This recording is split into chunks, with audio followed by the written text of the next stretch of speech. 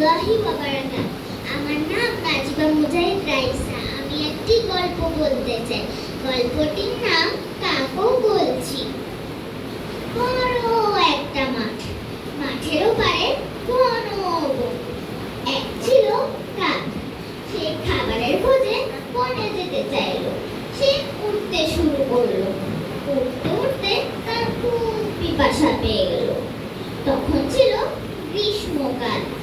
এত গরম পড়েছিল যে খাল, বিল, নদী সব শুকিয়ে কাঠ হয়ে গিয়েছিল। কাকটি এদিক ওদিক তাকালো পানির খোঁজে, কিন্তু কোথাও পানি পেল না। হঠাৎ তার চোখে একটি কলসি পড়ল। সে উড়ে গিয়ে বসল কলসির উপর।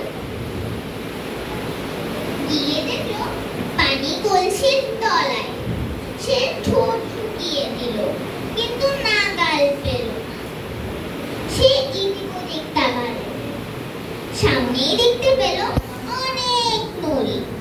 তার মাথায় একটি বুদ্ধি চলে আসলো। সে একটা একটা করে নুড়ি নিয়ে কলসির ভিতর ফেলতে